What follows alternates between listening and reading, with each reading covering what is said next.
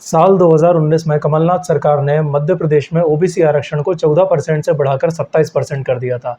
मतलब कि उस समय वर्तमान में 14% ओबीसी आरक्षण था और उसे बढ़ाकर 27% पे पहुंचा दिया गया। तो इसके कुछ समय बाद ही मध्य प्रदेश हाईकोर्ट द्वारा इस जो फैसला था, इस फैसले के ऊपर स्टे लगा दिया गया, क्योंकि ये 50% जो कॉन्स्टिट्यूशन में प्रोविज़न है कि 50% से ऊपर रिजर्वेशन नहीं जाना चाहिए, उस चीज़ को क्रॉस कर जाता था और ये टोटल 63% पहुंच गया था। क्योंकि मध्य प्रदेश में अगर आप देखेंगे तो नौकरियों में ओबीसी को 14%, एसटी को 20% और एससी कैटेगरी को 20% का रिजर्वेशन था।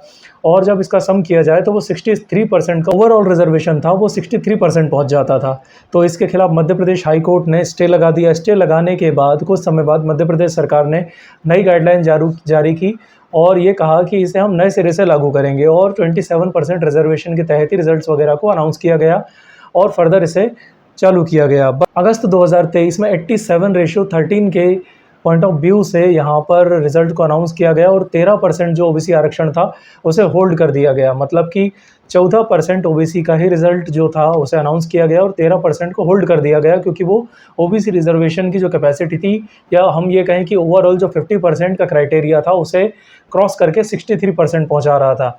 तो वहाँ पर इस पर रोक लगा दी गई और 87% के हिसाब से रिजल्ट को अनाउंस कर दिया गया और फर्दर प्रोसीड किया गया।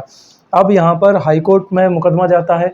हाई कोर्ट ने अगेन इसे अलाउ किया और 87:13 से जो था रिजल्ट्स को अनाउंस कर दिया गया। इस रिजल्ट अनाउंस होने के बाद हाई कोर्ट ने 87:13 वाली जो पिटिशंस थी उनको डिसमिस कर दिया और डिसमिस करने के बाद 27% रिजर्वेशन को हरी झंडी दिखा दी।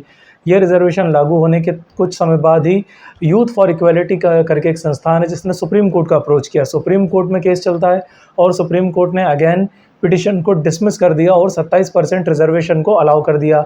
But after some time again petition file होती है, क्योंकि ये 50% का जो क्राइटेरिया था कॉन्स्टिट्यूशन में, जिसमें सुप्रीम कोर्ट ने इंदिरा शाह ने वर्सेस यूनियन ऑफ इंडिया में गाइडलाइन दी थी कि 50% से ऊपर एक्सीड नहीं होना चाहिए रिजर्वेशन, उसे वायलेट कर रहा था, क्योंकि रिजर्वेशन क्राइटेरिया यहाँ पर 63% जा रहा था।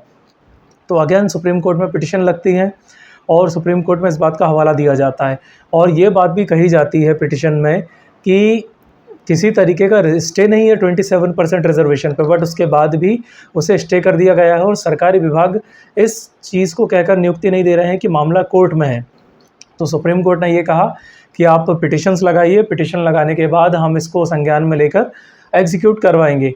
बट ऐसी तरीके की टोटल 85 पिटिशंस अब तक सुप्रीम कोर्ट में पहुंची जा चुकी हैं और अभी भी इस बात का क्लैरिफिकेशन नहीं है कि 27% रिजर्वेशन के बेस पर व्यक्तियों को नियुक्ति दी जाएगी या नहीं दी जाएगी, और मामला अभी सुप्रीम कोर्ट में पेंडिंग है। इसलिए हाई कोर्ट ने भी ये कह दिया है कि जब तक सुप्रीम कोर्ट इस पर फैसला नहीं करता है, हाई कोर्ट इसमें फर्दर प्रोसीडिंग्स नहीं करेगा।